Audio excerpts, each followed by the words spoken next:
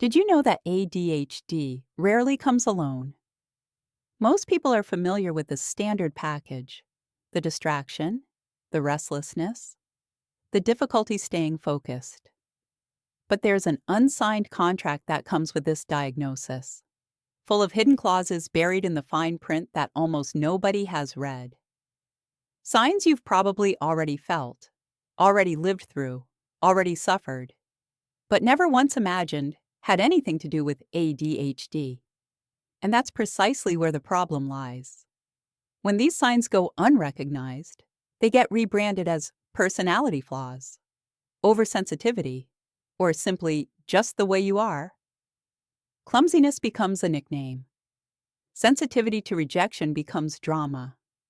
Migraines become exaggeration. Obesity becomes a lack of willpower. Insomnia becomes laziness. But what if I told you that all of this has an explanation and, more importantly, has a solution? Over the next few minutes, you're going to discover 5 signs that ADHD hid in the fine print and understand why recognizing them could be the beginning of a real change in your life. You know that feeling of walking into a room and immediately knocking something over? Or holding a glass with every ounce of concentration you have and watching it slip through your fingers anyway? Anyone living with ADHD knows this routine all too well. And it isn't carelessness, not at all.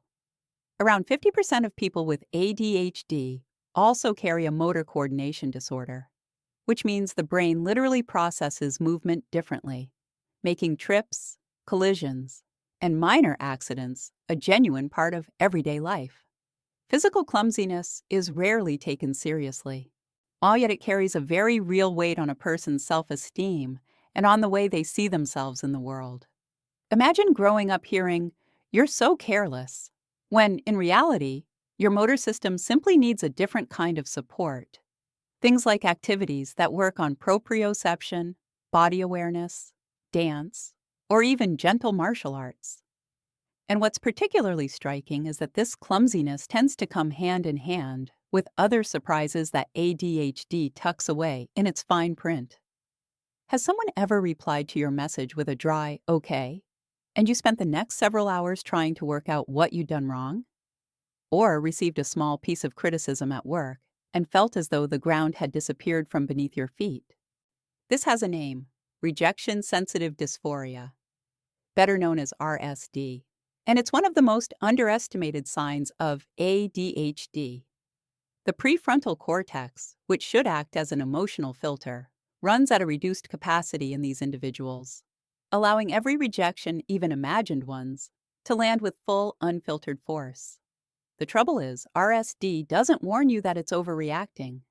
It simply acts, and acts fast. Many people with ADHD end up shaping their entire lives around avoiding situations where rejection might occur. They stop applying for jobs, avoid confessing their feelings, abandon projects before anyone gets the chance to criticize them. The reassuring part is that recognizing this pattern is already half the battle. The Iden approaches such as cognitive behavioral therapy and medication adjustments can change the game in a meaningful way. But ADHD still has a few more secrets locked away.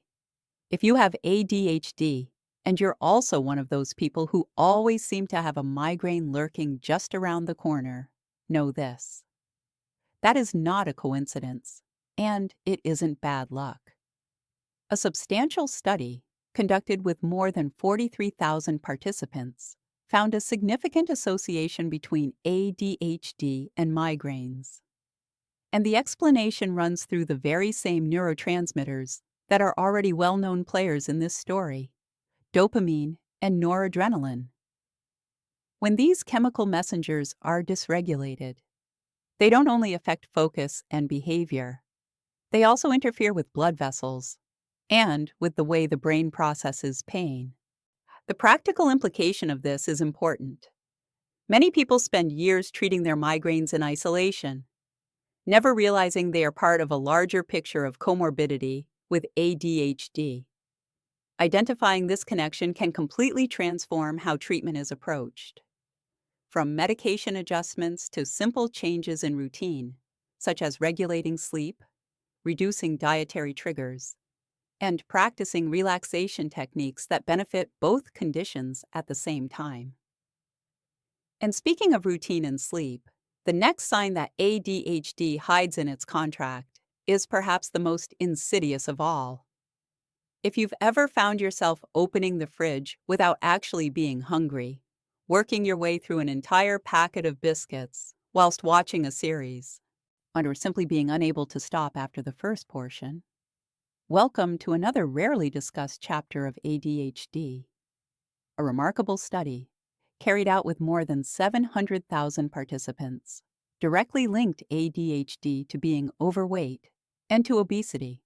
And the villain of this story is the same one we keep meeting: compromised impulse control.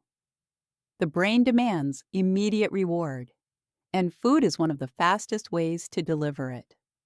What makes this finding even more striking is what happens on the other side of the equation. People with ADHD who receive appropriate medication showed an obesity rate roughly 40% lower than those without treatment. This doesn't mean medication is some magic solution for the scales, but it does indicate that when the brain receives the right support, the impulse to eat for stimulation, rather than out of genuine hunger, loses much of its grip. Small strategies also make a significant difference, such as keeping healthy snacks within easy reach, establishing fixed meal times, and reducing spur-of-the-moment food decisions. And if you thought ADHD had already given up all its secrets, just wait until you see what it does to your sleep. Are you one of those people who, at 11 o'clock at night, feels completely wide awake, full of ideas, ready to launch into a brand new project, yet in the morning feels as though they've been run over by their own pillow? This isn't fussiness or a bad habit. It's biology. In the ADHD brain, both melatonin, the hormone that signals it's time to sleep, and cortisol, which should trigger the morning alert, arrive later than expected, while the internal clock simply runs in a different time zone from the rest of the world. And the impact stretches far beyond tiredness. Around 80% of people with ADHD live with some degree of insomnia. And part of the explanation lies in a small but remarkably powerful structure. The pineal gland, which is responsible for producing melatonin, tends to be smaller in people with ADHD, directly affecting the quality and regularity of their sleep. A few strategies that make a genuine difference here include getting exposure to natural light first thing in the morning to help calibrate the body clock, cutting back on screens in the evening, and, in some cases, melatonin supplementation under medical guidance. Disrupted sleep is a silent comorbidity that amplifies every single one of the other signs we've looked at today. And understanding that changes the way you care for yourself. And so we've reached the end of this contract. But in truth, this is only the beginning. Now that you know what's buried in the ADHD fine print, it's worth pausing for a moment and asking yourself, how many of these signs have you already lived through without knowing what they were trying to tell you? How many times did you blame yourself for something that, deep down, had a clear neurological explanation?